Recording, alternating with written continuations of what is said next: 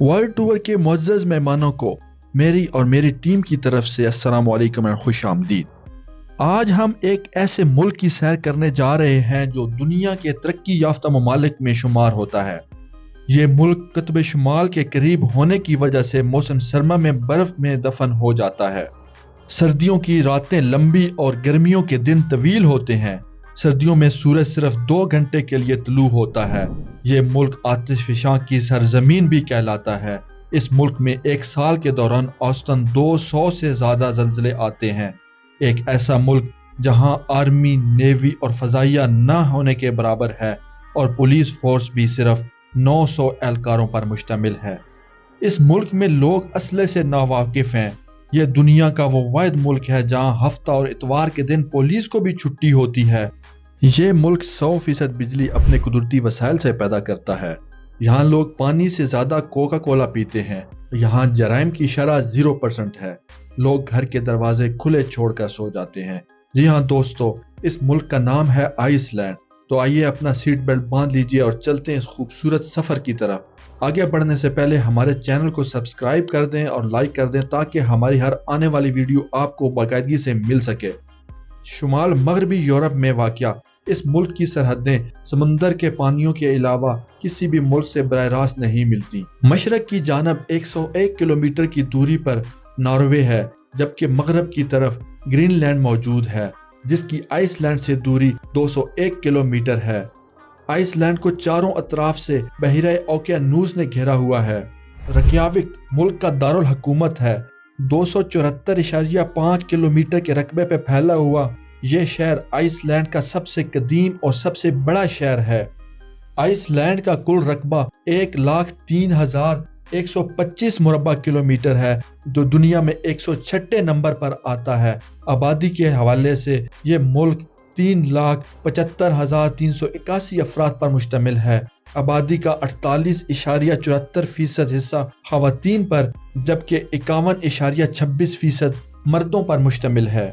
اگر بات کی جائے یہاں کے لوگوں کے مذہب کے حوالے سے، ملک کی زیادہ تر آبادی عیسائیت کے مختلف فرقوں سے تعلق رکھتی ہے، جبکہ بدھ مت کے ماننے والوں کے ساتھ ساتھ ایک چھوٹی سی تعداد یہودیوں کی بھی آباد ہے۔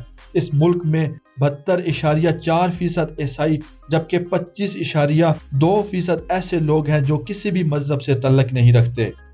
یہ ٹائم زون کے حوالے سے پاکستان سے 5 گھنٹے پیچھے ہے جبکہ بھارت سے 5 گھنٹے 30 منٹ پیچھے۔ اگر بات کی جائے اس کے کالنگ کوڈ کی تو اس کا کالنگ کوڈ +354 ہے۔ آئس لینڈ کا پاکستان سے فاصلہ 6,896 کلومیٹر جبکہ بھارت سے اس کا فاصلہ 8,302 کلومیٹر ہے۔ آئیے اب ہم آئس لینڈ کی تاریخ کی طرف نظر دوڑاتے ہیں۔ تاریخ کے حوالے سے آئس لینڈ پر انسانی زندگی کے آثار صدیوں پرانے ملے ہیں، مگر اس آئس لینڈ پر انسانی بستی اس وقت بسائی گئی جب ناروے کے ایک مہم جو اینگلو فروزن نے اس علاقے کا دورہ کیا اور یہاں آ کر اپنا پہلا معاشی خانہ بنایا۔ اس کے بعد دوسرے مہاجرین نے اس علاقے کا رخ کیا جن میں اکثریت نارویجین اور آئرش غلاموں کی تھی۔ 930 عیسوی تک تمام قابل کاش رقبے پر قبضہ کر لیا گیا تھا۔ اس کے بعد تمام لوگوں نے ایک سردار کا انتخاب کیا اور اس خطے پر یہی پارلیمان کی بنیاد رکھی گئی۔ 10ویں صدی عیسوی میں عیسائیت کو ایک مذہب کے طور پر تمام لوگوں نے اپنا لیا۔ صدیوں تک سرداروں کا بنایا ہوا یہ نظام چلتا رہا۔ 12ویں صدی عیسوی میں آئس لینڈ پر ناروے حکومت نے دعویٰ بول دیا۔ اس کے بعد دونوں ممالک کے درمیان اتحاد پایا تو یہ ملک دونوں کے مشترکہ اتحاد سے چلنے لگا۔ 400 سال تک ناروے راج آئس لینڈ پر چلتا رہا، لیکن 1662 میں ڈنمارک جو پہلے آئس لینڈ کے کچھ علاقے تک حصے دار تھا اب مکمل طور پر حصے دار بن گیا۔ حکومت دونوں ممالک کی مشترکہ چلنے لگی۔ 1814 میں نوپولی جنگوں کے بعد ناروے اور ڈنمارک 2 الگ الگ ملک قرار پائے، لیکن آئس لینڈ ڈنمارک کے قبضے میں چلا گیا، جس کے بعد لوگوں کے اندر آزادی کی تڑپ پیدا ہونے لگی۔ لوگوں نے اپنے حقوق کے لیے آواز اٹھانا شروع کر دی۔ لوگوں کو ان کی محنت کا پھل 1874 میں اس وقت ملا جب ڈنمارک نے آئس لینڈ کو خود مختاری دے دی۔ اس خود مختاری کو 1904 میں مزید وسیع کیا گیا 1 دسمبر 1918 کو ہونے والے اس معاہدے کے بعد آئس لینڈ کو ڈنمارک کے بادشاہ کے ماتحت ایک مکمل اور خود مختار ریاست کا درجہ ملا۔ 19ویں صدی عیسوی میں ملک کے حالات کشیدہ ہونا شروع ہو گئے۔ ملک کی بیشتر آبادی نے جنوبی امریکہ کی طرف ہجرت کرنا شروع کر دی۔ اسی دوران جون سرجن کی ایک نئی آزادی کی تحریک نے جنم لیا جو یورپ کے رومانوی اور قومی نظریات سے متاثر تھی۔ 30 مارچ 1940 کو آئس لینڈ نیٹو کا رکن بن چکا تھا۔ مئی 1941 کو امریکہ اور آئس لینڈ کا دفاعی معاہدہ عمل میں آیا، جس کے نتیجہ میں امریکی افواج واپس آئیں اور سرد جنگ کے دنوں میں معاہدے کے مطابق دفاع کے فرائض سر انجام دیتی رہی۔ جنگ کے فوراً بعد ہی ماہی گیری کو فروغ حاصل ہوا اور ماہی گیری کو صنعت کا درجہ دیا گیا۔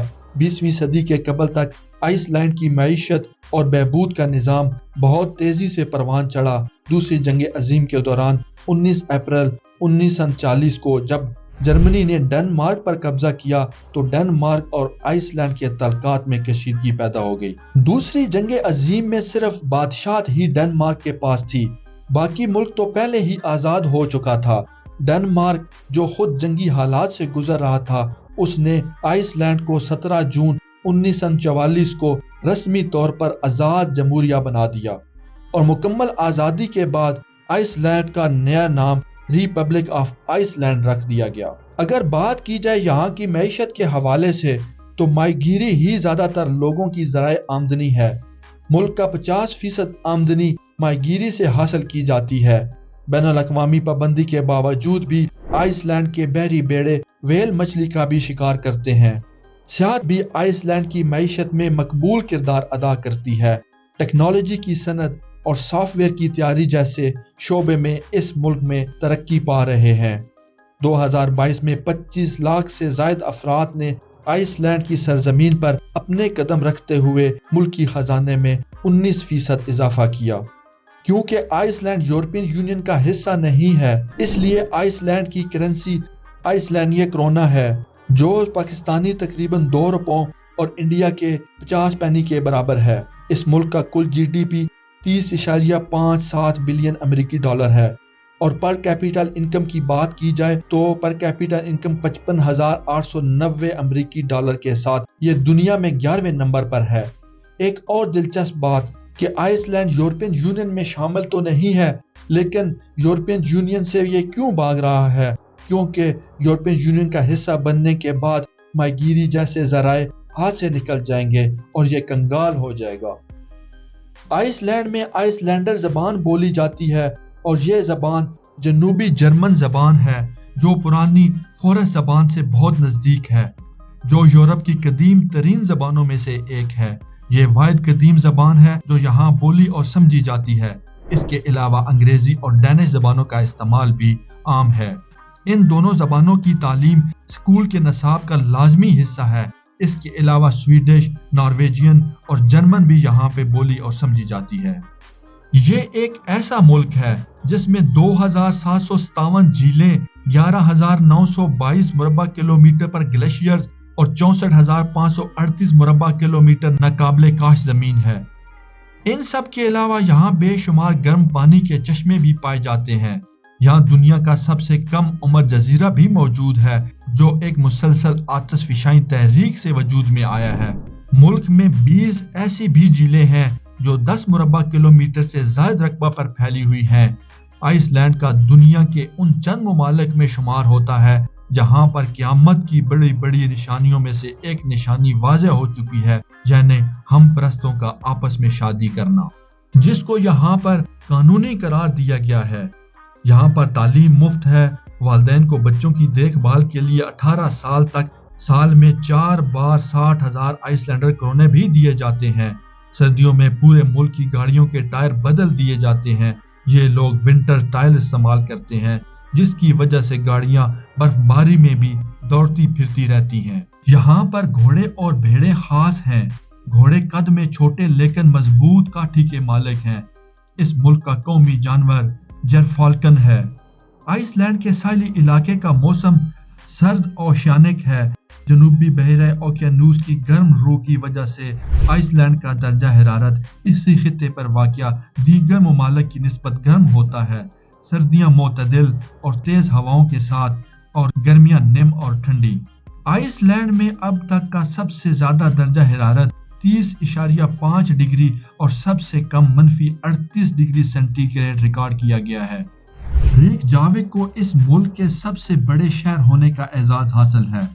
ملک کی معیشت میں اس شہر کا اہم کردار ہے اور ملک کی تقریباً 1/3 آبادی بھی اسی شہر میں رہائش پذیر ہے۔ آئس لینڈ دنیا کے 18واں جبکہ یورپ میں انگلینڈ کے بعد دنیا کا دوسرا بڑا جزیرہ ہے۔ ملک کا تقریباً 11% حصہ برف سے ڈھکا ہوا ہے۔ بلند پہاڑی علاقے شدید سرد ہونے کی وجہ سے رہائش کے قابل نہیں ہیں۔ زیادہ تر آبادی ساحلوں کے قریب بسے ہوئے شہروں میں آباد ہے۔